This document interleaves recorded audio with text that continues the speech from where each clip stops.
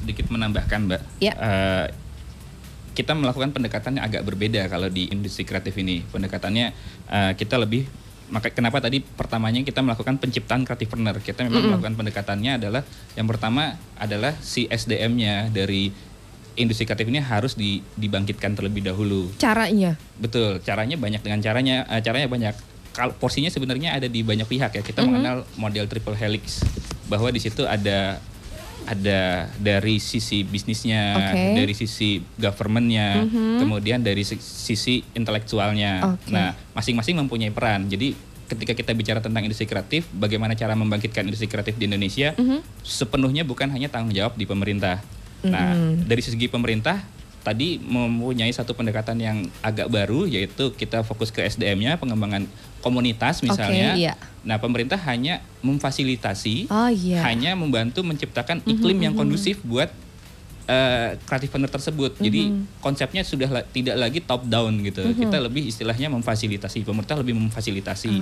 Komunitas-komunitasnya itu mau melakukan apa? Ya difasilitasi. Salah satunya lewat PPKI misalnya. PPKI ini kan bagian dari bagaimana kita memfasilitasi talenta-talenta kreatif di seluruh Indonesia ini agar bisa muncul ke publik gitu. Kemudian kita juga memberikan semacam ruang-ruang publik untuk mereka berkreasi gitu. Mungkin itu tambahan dari saya.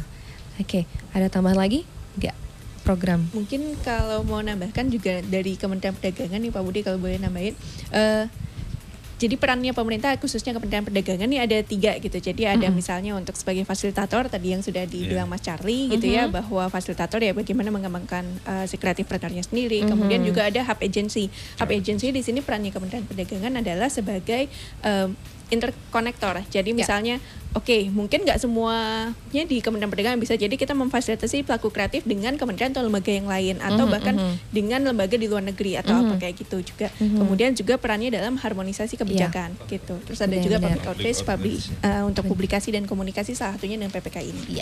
Jadi balik lagi ke PPKI ini yang diselenggarakan bulan Juli nanti, tanggal 6 sampai 10. Ngambil temanya apa? Itu mungkin acara-acaranya apa aja, pesertanya, saya boleh ikut nggak? Ya mungkin, boleh ya. Masuk ya. Ya mungkin kita jelasin sedikit dulu ya. Jadi kalau PPKI nanti memang tema sentralnya adalah Indonesia Kreatif, Indonesia Mandiri. Indonesia Kreatif, Indonesia Mandiri. Nah kebetulan karena Kementerian Perdagangan ini penanggung jawab di bidang konvensi, jadi kita juga punya tema ya di dalam konvensi nanti, yaitu kolaborasi kreatifpreneur menuju Indonesia Mandiri ya. Konvensinya ini semacam seminar kayak gitu ya? Jadi tadi yang disampaikan Pak Budi untuk tema dari PPKI-nya Indonesia Kreatif, Indonesia Mandiri, kemudian itu kita besarnya tema gitu. Besarnya. Nah, kalau di kita sendiri yang di konvensi itu lebih mengarah ke kreatifpreneur-nya, gimana caranya kreatifpreneur bisa berkolaborasi untuk menghasilkan produk-produk yang inovatif, kreatif, sehingga Indonesia Mandirinya itu bisa muncul. Nah, kegiatan-kegiatan apa saja yang dilakukan di konvensi PPKI ini, kita ngebaginya menjadi 4 klaster. Mungkin Mbak Wulan bisa menjelaskan. Klaster yang pertama. Klaster yang pertama. Klasternya jadi sebenarnya ada 4. Jadi intinya kalau konvensi ini kita berusaha menjalankan peran fasilitasi dan juga sebagai hub agency dan publikasi komunikasi, tiga-tiganya tadi. Klaster pertama misalnya tadi seminar and gathering. Jadi di sini ada kegiatan misalnya ada opening, kemudian ada seminar dengan international speaker, kemudian juga ada semacam after party atau convention closing. Gitu. Jadi di situ kita nanti di penutupan ini kita mengundang komunitas-komunitas dari berbagai daerah juga untuk kumpul di Jakarta, dan untuk acara penutupan itu kita semacam untuk membina network juga, dan kita bikin acara lah yang seru-seruan gimana supaya mengembangkan ekonomi kreatif ke depannya. Nah, kemudian ada klaster kedua itu Creativepreneur Development, yang ketiga Creative Discussion, kemudian yang keempat di area lounge. Creativepreneur Development ada kontes, kemudian kontes apa itu? Kontes apa? Kontes mungkin nanti kontes kreatif nanti boleh dijelaskan lagi. Kemudian ada Lokakarya Ekspor, kegiatan HKI. Nah, mungkin yang berikutnya Pak Mas Budi boleh jelaskan. Gak boleh panggil Pak ya? Iya, Mas aja. Kan untuk para muda ya. Jadi tadi kalau untuk yang klaster ketiga kan creative discussion ya. Jadi sebenarnya ini upaya ya bagaimana mendapatkan perspektif dan peluang baru dalam pengembangan ekonomi kreatif. Nah, ini kegiatannya ada Triple Helix Connect yang tadi Mas Charlin jelaskan, ada akademisi, kemudian bisnis dan government, bagaimana mereka membuat kolaborasi sehingga ke depan itu rencana aksi yang dibuat itu lebih bagus ya tentunya dari tahun-tahun sebelumnya dan lebih mengena pada sasaran. Tentunya itu memang Triple Helix ini harus selalu begitu ya. Jadi bagaimana membuat rencana aksi bersama itu memang harus dilakukan bersama-sama. Okay. Nah, kemudian juga ada Business Connect ya dan Ambassador Connect ya. Ambassador Connect kita juga pengen tahu bagaimana nanti kita ambil salah satu subsektor gitu ya, misalnya animasi atau apa nanti misalnya. Jadi bagaimana kita bisa mengetahui perkembangan animasi, misalnya kalau kita ambil animasi ya di suatu negara, sehingga kita mendatangkan duta besarnya, kemudian juga pelaku animasinya, pelaku bisnis animasinya ke sini untuk sharing dengan para muda gitu ya, dan kaula muda untuk mengembangkan creative partner di Indonesia, dan juga bagaimana kita ke depan bisa melakukan kerjasama, misalnya apakah itu B2B atau G2G ya. Jadi tidak hanya berhenti di konvensi, tapi kita juga berpikir bagaimana ke depannya gitu. Oke. Seperti itu. Saya sedikit menanamkan. Memang namanya konvensi. Ketika kita dinamakan konvensi, menurut tadi juga dari banyak kurang lebih kan seminar iya, kesannya agak membosankan buat para muda, itu agak boring gitu. Tapi tenang aja karena kita obrol gitu namanya. Tentang kreativitas begitu kan. Nah, itu akan dikemas dalam bentuk yang kreatif dan saya jamin tidak akan membosankan gitu. Karena kita juga kemudian selain acaranya tidak membosankan, acaranya dikemas kreatif, kita juga akan bikin supaya acaranya ini bermanfaat. Ingin menjadi kreatifpreneur, artinya tidak posisi atau profesi kreatifpreneur itu bukan suatu hal yang kelas 2 lah di Indonesia. Dan kita juga sudah melakukan kompetisi rencana bisnis tahun lalu gitu. Pemenangnya itu sama kita dampingi, sehingga akhirnya sekarang mereka sudah bisa berusaha.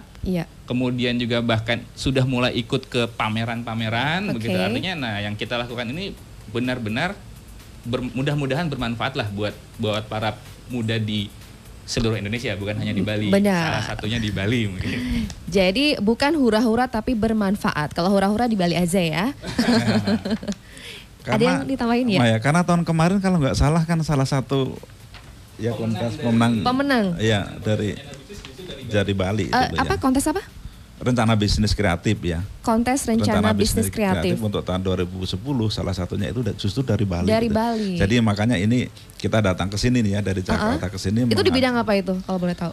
Kemarin itu untuk produknya untuk 14 subsektor sih. Jadi gini, kalau untuk kontes rencana bisnis yang kreatif, yang dari Bali. Oh, yang dari Balinya dia di bidang kerajinan. Kerajinan. Kerajinan. Rumahnya di sini ya.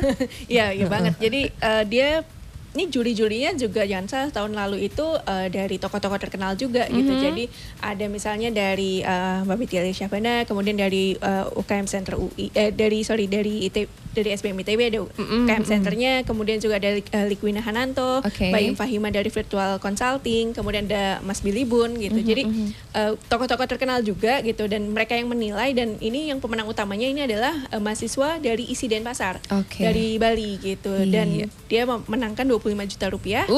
Hadiah potong utamanya pajak itu potong pajak net, langsung net. dikasih 25 juta rupiah bersih. Dan yang asiknya lagi itu dapat pendampingan selama 6 bulan sampai setahun ini. Pendampingan maksudnya gimana? Pendampingan jadi gini, dia kan baru startup ya Pak ya. Jadi maksudnya benar-benar baru rencana bisnis, baru bikin prototype lah istilahnya, baru memang dia pernah baru gambar lah ya, baru pernah bikin produknya tapi baru 1-2 memang belum komersil. Nah, kita dampingi, kita pertemukan dengan mentor-mentor yang memang ahli desain, ahli bisnis, kemudian itu personal, benar-benar personal, dia diundang ke Jakarta, kemudian kita pertemukan dengan mentor. Di Bali nih yang kita benar-benar pertama untuk ngumumin. Betul, kita merasa Bali memang suatu hal yang satu kehormatan, tempat yang sangat khusus buat industri kreatif gitu.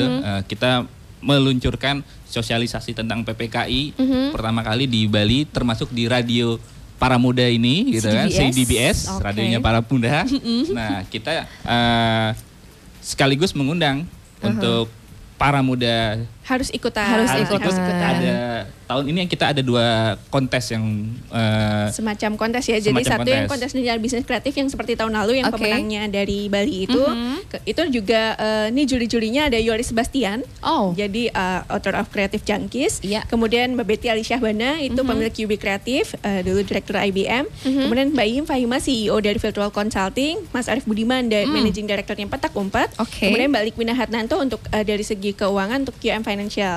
Jadi sudah kita kontak arti dan juri-jurinya Jurinya cukup kredibel lah gitu. Benar, iya. Nah kemudian nanti ini ada babak penyisihan semifinal final. Nah detailnya itu ada di indonesiakreatif.net. Oke, sekali lagi untuk informasinya. Indonesiakreatif.net bukan .com ya, .net. www.indonesiakreatif.net. Jadi semuanya ada di situ ya, Informasinya di persyaratannya ya. situ, persyaratannya di situ. Mungkin mulai minggu depan udah ada formulir yang bisa di-download, tapi Oke. persyaratan dan lain-lain bisa dilihat di situ. Nah, Iya. kontes yang pertama ini kan lebih mengejar bagaimana kita menjaring para kreatifpreneurnya. Kemudian di kontes yang kedua, kita mencoba mengejar talenta-talenta kreatifnya. Oke. Yaitu karena tadi kita tentang kolaborasi, untuk tahun ini kita memberi tema untuk unjuk karya klip kreatif. Klip, video klip maksudnya. Video klip. Betul. Oh. Di zaman sekarang ini kan untuk membuat video klip sudah sangat mudah, teknologinya sudah sangat mudah dan Bisa murah. langsung upload YouTube juga bisa Betul. ya. Nah, justru sekarang tantangannya adalah bagaimana secara kreatif Aha. kita bisa membuat sebuah klip musik kreatif Oke. dengan harga yang cukup murah dengan fasilitas yang tidak mahal. Kalau lip sync boleh nggak? Ya, jadi sebenarnya gini, kalau untuk mungkin aku balik lagi ke kontes rencana bisnis kreatif dulu biar jelas Oke, nih para bundanya gitu ya. Jadi kontes rencana bisnis kreatif itu boleh daftarnya perorangan atau tim. Kalau tim maksimal 3 orang. Nah kemudian ada 2 kategori, jadi bisa pelajar SMA atau mahasiswa itu dalam Oke. satu kategori. Iya. Jadi cocok banget nih kayaknya sama pendengar Sama saya para juga. muda dan juga Mbak Wika juga gitu. Kemudian ada juga untuk yang kategori umum. Jadi kalau nggak termasuk pelajar SMA atau mahasiswa, maksimal mahasiswa S1 itu bisa masuk ke kategori umum. Nah, Iya. tapi umumnya ini juga maksimal 35 tahun. Maksimal 35 Ya, karena kita tahun. memang menyasar kreatifpreneur pemula gitu dari muda gitu. Memang sasarannya itu. Yang di atas oke. Yang di atas 35 jadi pendamping aja ya. Iya, boleh Atau jadi mentornya pemodal. lah gitu. Ya saya kira Iya. ini kesempatan bagus ya buat para muda Benar, gitu bagus ya. Jadi banget. karena memang juga kita sebenarnya ke depan ingin menanamkan lebih awal ya, lebih dini apa itu kreativitas dan sebagainya ya. Kemudian juga kita realisasikan dalam kegiatan-kegiatan seperti ini. Iya, iya, benar. Waktunya juga masih lama. Maksudnya masih deadline-nya masih 23 Mei, tapi Mei. buru-buru aja. 23 Mei masih sekitar 1,5 bulanan lebih lagi. Kurang lebih.